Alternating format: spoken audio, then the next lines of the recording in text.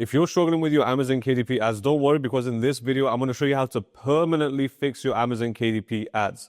Now, if you have high ACoS, which means you're spending way more than you're making back, don't worry, I'll show you how to fix it. These strategies will be able to fix your high ACoS. If you have low spend, which means you're not spending enough to grow your book, again, I'm going to show you what to do to fix that.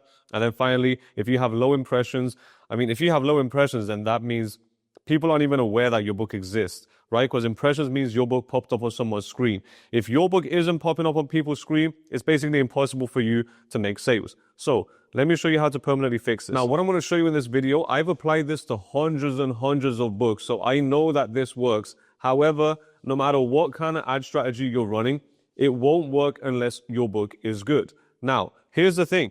I actually had a client recently, and they had a really, really good book. So their book was I think it had over 150 reviews. It had a very nice cover, and it had very nice A+ content as well. So their packaging was really good, which means people are more likely to buy it. And then also they have enough social proof, which means, again, more people are more likely to buy it. So her conversion wasn't a problem. Her conversion was good. But again, she still had high ACoS. This was a female that we were working together. She had a high ACoS. She had low spend. She had a big budget. She wanted to spend thousands on this book because she knew it was good. She already did all the hard work, right? She already gathered all the reviews. She already paid for a high quality cover. She's already paid for high quality A+ content. She did everything correct to have a conversion rate high, but she still wasn't able to spend as much as she wanted to. And then that led into low impressions. So she had a good book, very good book, and I've seen this with a bunch of clients, by the way. She had a very good book, but she wasn't bringing people onto her listing effectively enough with Amazon ads to actually see how good her conversion rate was, or to see the results. Because it doesn't matter how good this system is, if you're not bringing the correct people onto your book, then it's very, very hard to make sales. Now, here's the problem. This person didn't really know about Amazon ads. So they didn't go through a program. They didn't invest as much time as they should have into Amazon ads or to learning Amazon ads. So here's what they did instead. They just hired an agency. Now, what's an agency? An agency is a group of people, or usually it's just one person running your ads, but sometimes it's a group of people, and basically they run your ads for you, especially for KDP. So she ended up paying this agency hundreds of dollars every single month recurring. So every month there was hundreds of dollars taken out of her account to pay for the agency so they could run the ads for her. However, this agency didn't apply anything from what I'm talking about in this video. And not in return, but the result of them not applying what I'm going to show you right now, what you're going to learn, that caused her to have a high ACoS for her book. Even though her book was really, really good, it caused her to not be able to spend as much as she wanted to. And it caused her to have low impressions. So what are we supposed to do, and what did this agency do wrong? Now, bear in mind, I'm not saying, by the way, that agencies don't work and things like that. Everyone has their own strategies. I'm not here to throw shade at anyone. Everyone has their own strategies. It can work for some people. I just find that my strategy works the best. Now, that's just my opinion and also my clients' opinions, but obviously, you can have your own opinion. I'm not here to change your opinion about anything. Now, I'm sure some agencies do work really, really good, but everyone has their own strategies. And yeah, I just find that the way this specific agency, I just find that the way they run ads isn't as effective as the way my clients run ads. Here's the thing. Here's what the agency was doing. Let's just pretend that we're not running Amazon ads for a second. Let's just pretend that we're waiters, right? Now, if you've been in part of the channel for quite a while, you've probably heard me use this analogy before. But when you're a waiter, let's say you're a waiter. I used to be a waiter at a hotel like a few years ago. And back then, it was just me and my friends. We were all waiters. And then we did weddings and we did a bunch of hotels as well. And what ended up happening was we had so many tables. We had like 20, 30, 40 different tables that we had to serve. Well, guess what? Do you think I was the only waiter, like serving 40 different tables or 30 different tables? Absolutely not. I'm not going to say that. I'm not going to say the first thing that came to mind, but I would probably quit the job. That's a more PG-13 version of saying it. So I would probably quit my waiter job if I had to basically handle 40 different tables. So what did we do instead? We would basically allocate 4 to 5 tables. I know I circled 6 here, but let's just say 4 to 5 tables to one waiter would have another waiter, they would do another 4 to 5 tables, then another waiter, they would do another 4 to 5 tables. Why? Because it's just way easier. We can actually handle it. Because if this guy wants chicken, and this guy wants something else, and this guy wants a Sprite, and this guy wants ketchup, and this guy, we forgot to give him his chips, and then this guy over here wants a Coca-Cola, and then this guy over here wants to know where the toilet is. It would just be a whole mess. We wouldn't be able to handle it. The people would have a bad customer experience. Now, what does this have to do with Amazon?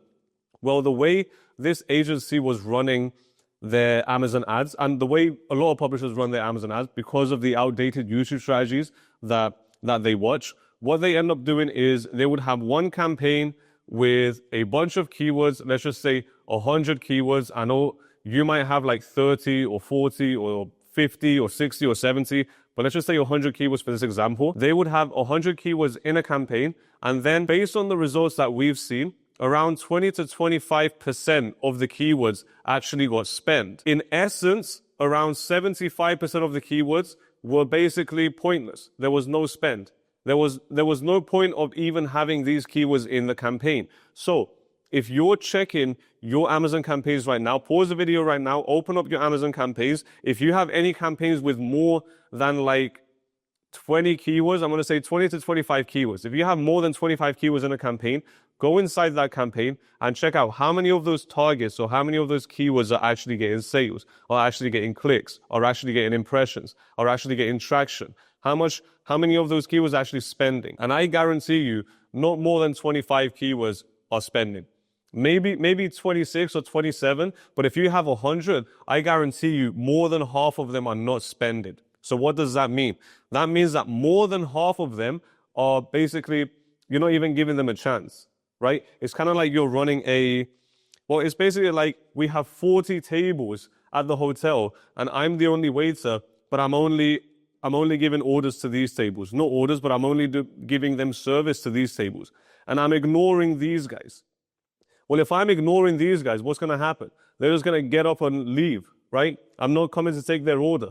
I've had that many times where I walked into a restaurant, we're sitting there waiting for 30 minutes, no one takes our order, or we go for a drink, because I rarely go to restaurants anymore, but we go for a drink, no one's there to take our order for like 20 minutes, and then we leave. Because why be there? It's bad customer service. So we leave and go somewhere where they're actually going to serve us. And that's what Amazon is doing as well. Now, when you run your Amazon ad campaigns, here's what it actually looks like behind the scenes. I don't know if you ever played that game. There's like these games on your smartphone. I think this was like years ago, where basically water would come in one side and there would be like multiple different ways to push the water. So it's like things like that. I don't know. It might not make sense right now, but I promise you it will make sense in a bit. Let's say this is like the 4 different ways of the water traveling, and these are a bunch of buckets, right?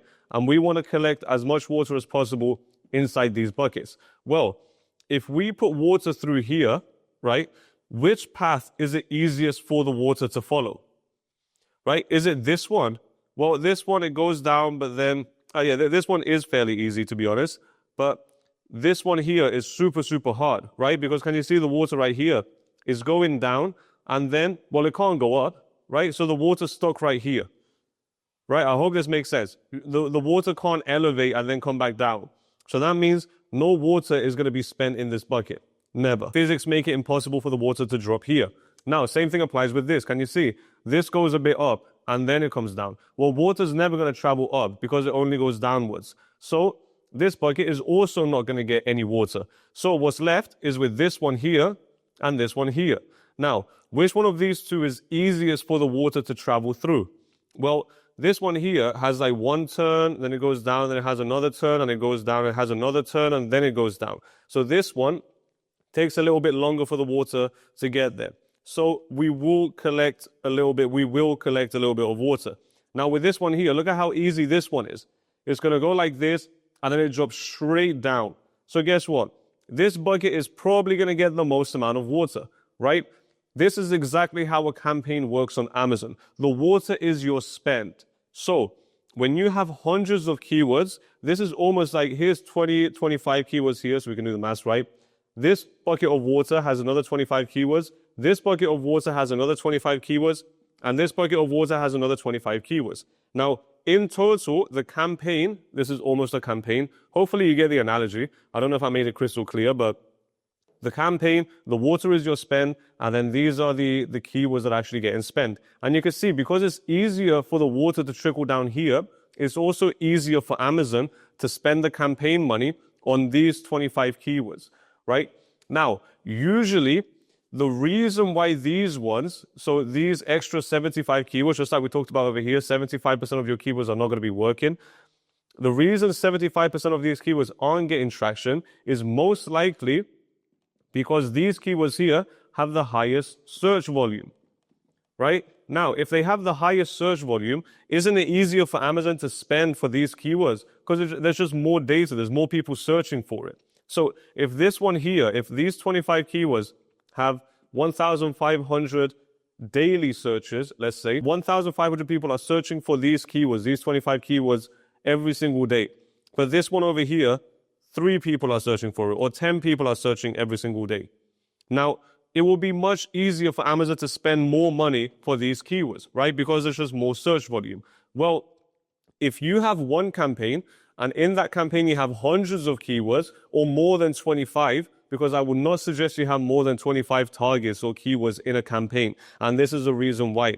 Because what's going to end up happening is Amazon's going to spend most of your money for a select few keywords, and usually it's the ones with the most amount of search volume. However, here's the important part, because if you have this, you're most likely going to have a high ACoS as well. Or if you're going to have a low ACoS, you're probably going to have to start cleaning high ACoS keywords first before you get the low ACoS keywords. It's very rare that you launch a campaign and the ACoS is good right off the bat. You probably have to optimize it. You have to clear away the ones that aren't working, low conversion, search terms, and things like that, in order for the money to start being allocated towards keywords that work. So, because this is super high search volume, most likely, based on statistics, the higher the search volume, the broader the keyword, right? Why is this? Because when someone searches on Amazon, their first initial search is usually a broader term.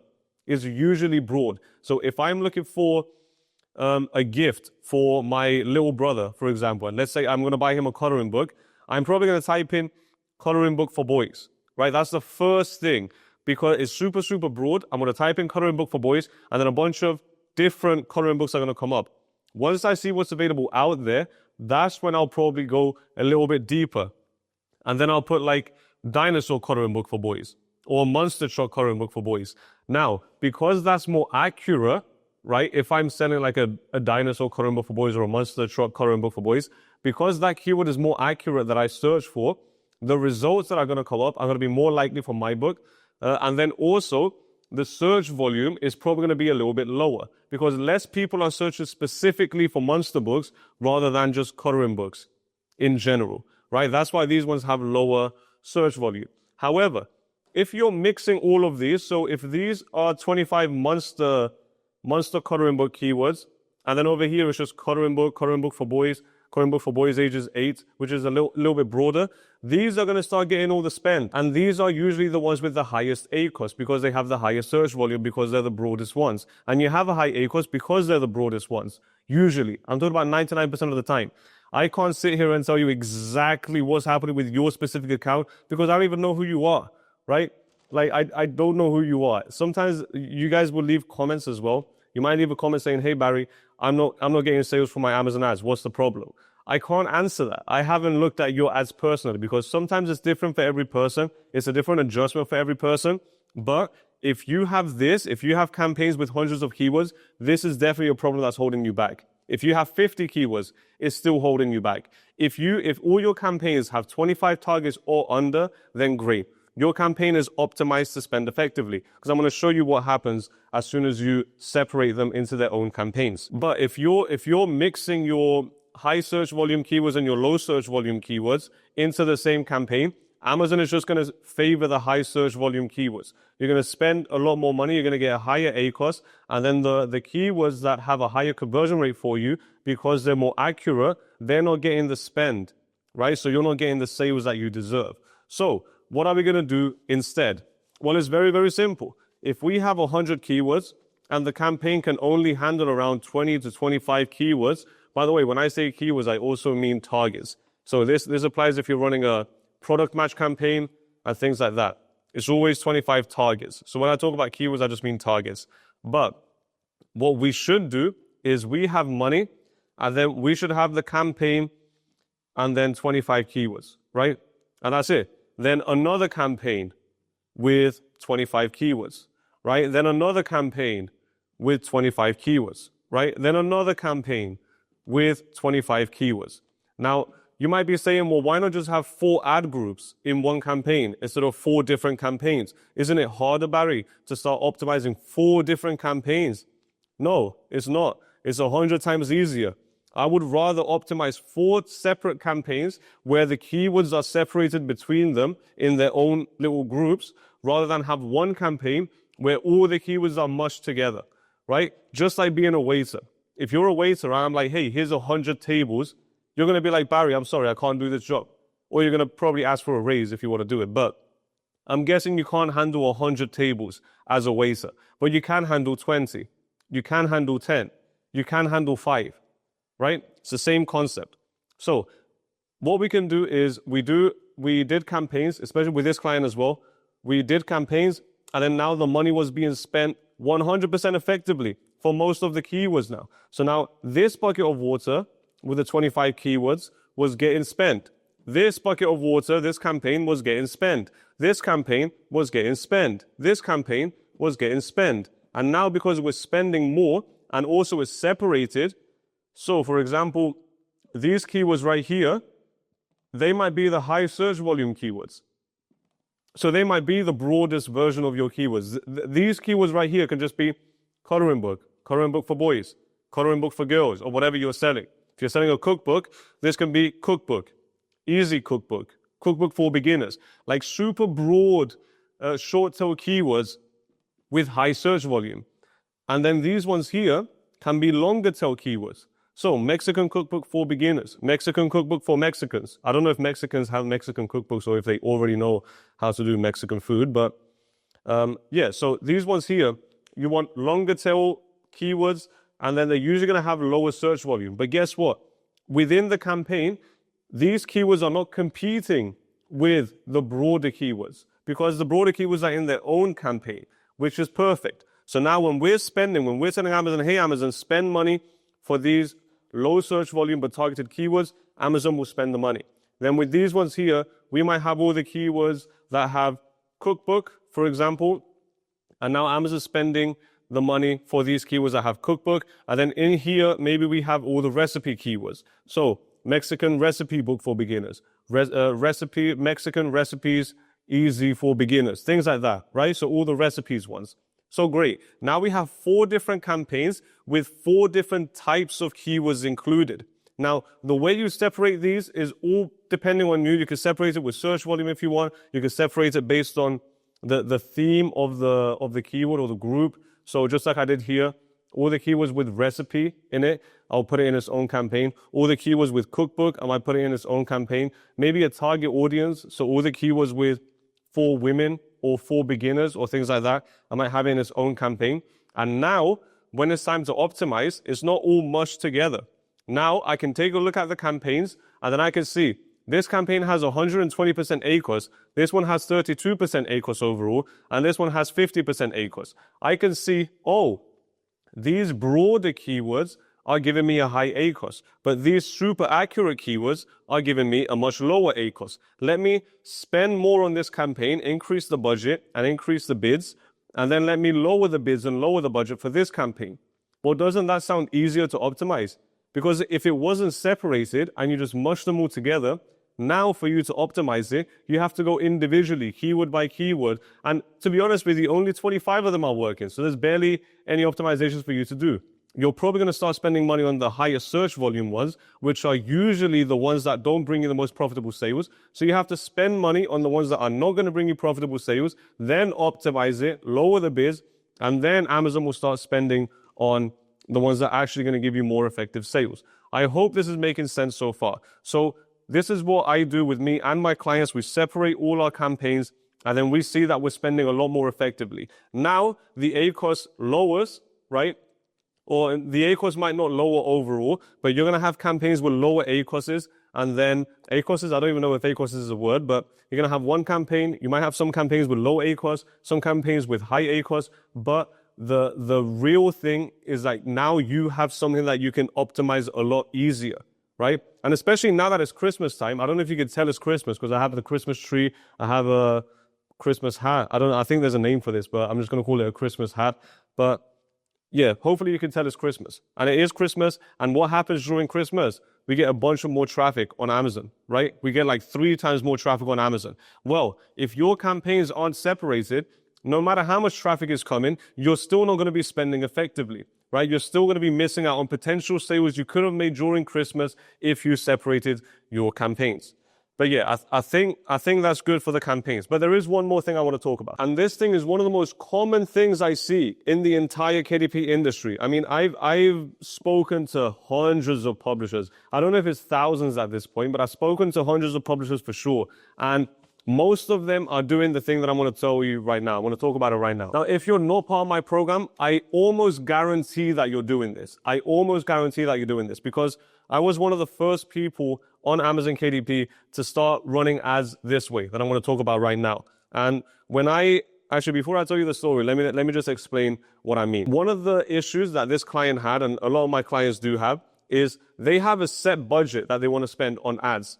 Let's say it's $1,000. Now, I know for some people, $1,000 sounds like a lot. For some people, it sounds like too little. But let's just say $1,000 for easy maths.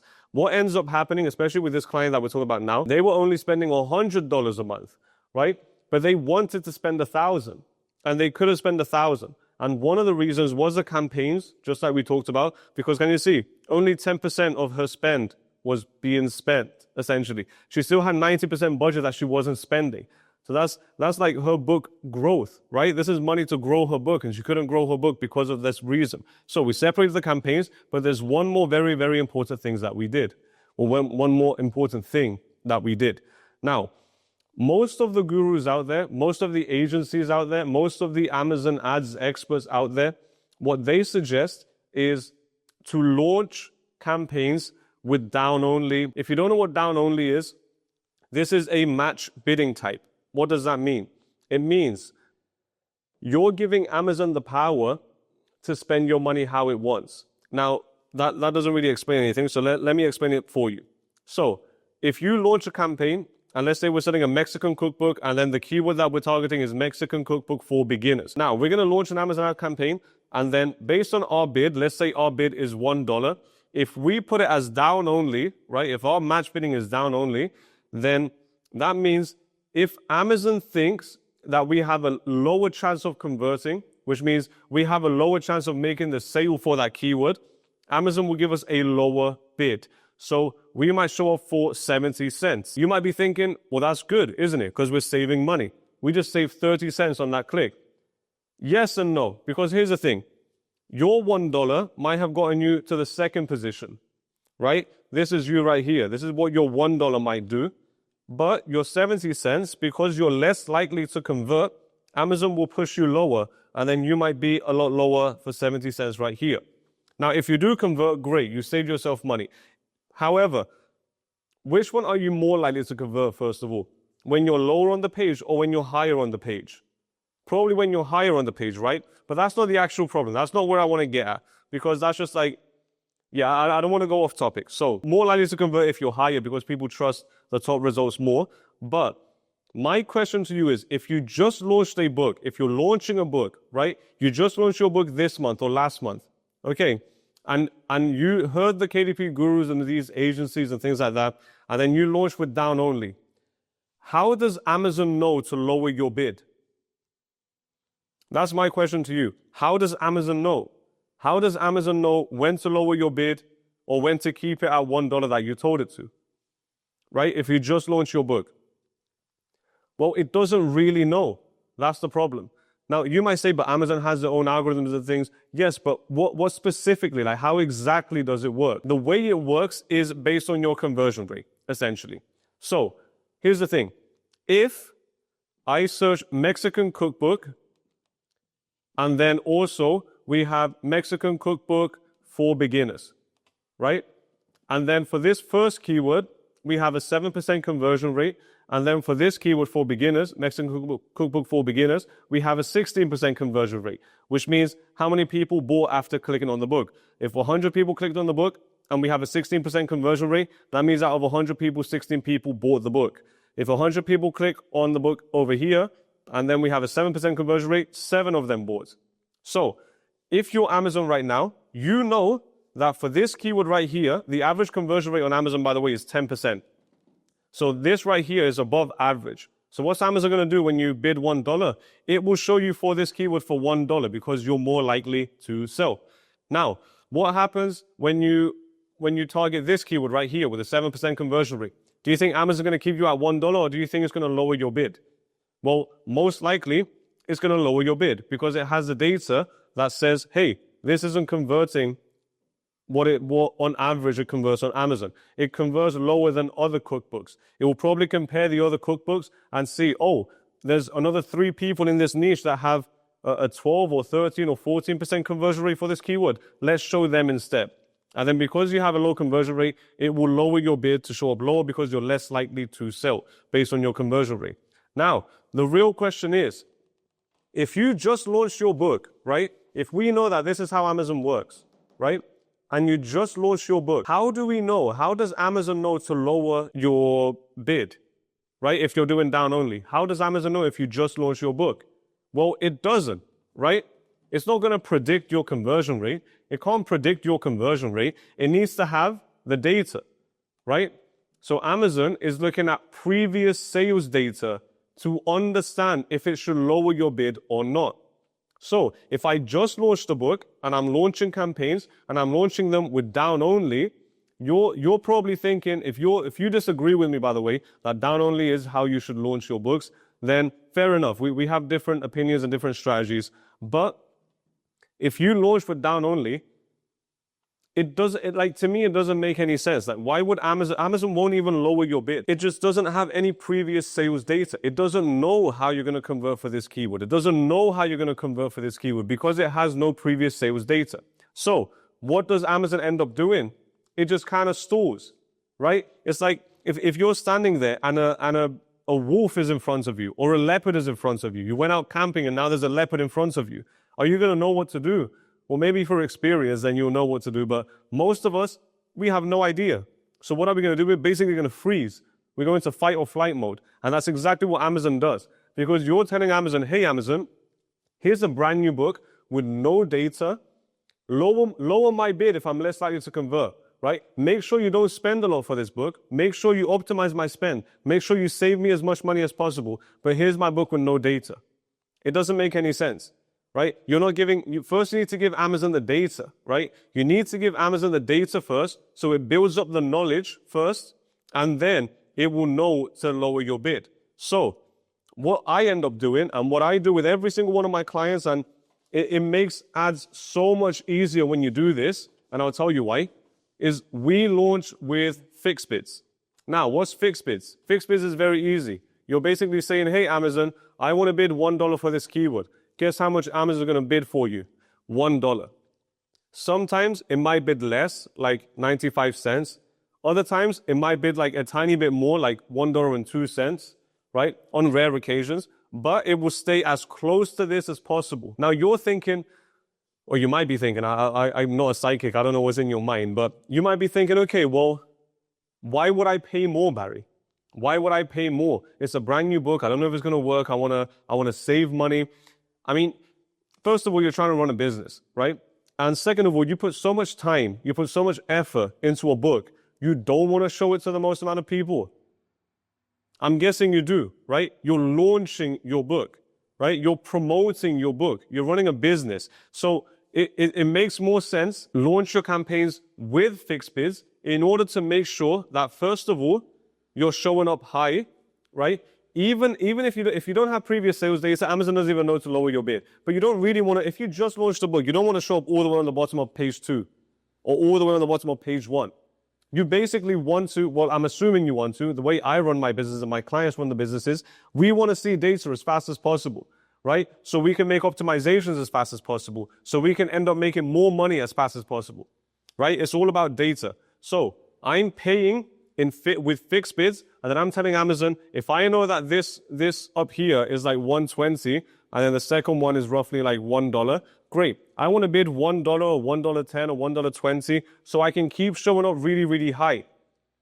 Why? First of all, up here, it's like I'm getting, well, the top 3 or 4 searches, not searches, the top 3 or 4 books in the search results get the most amount of clicks.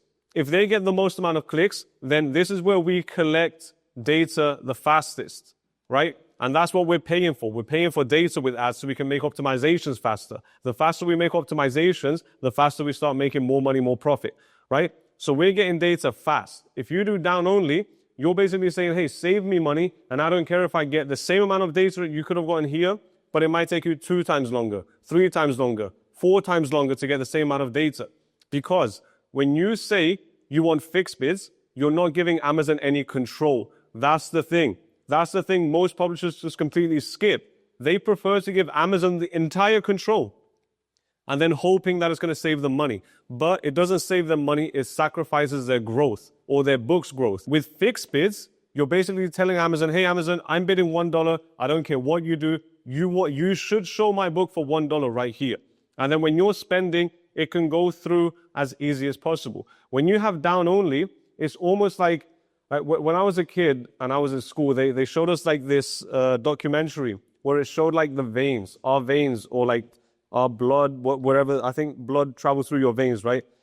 I need a third coffee, man. But yeah, so your veins. It showed us that if you eat too many luganigobites is a pastry with sausage in it. If you eat too many pastries, what ends up happening is you have like, is it called clots or something like that? But you have like this thing building up inside your veins. And when you have this thing building up inside your veins, it makes the blood a lot harder to travel through it.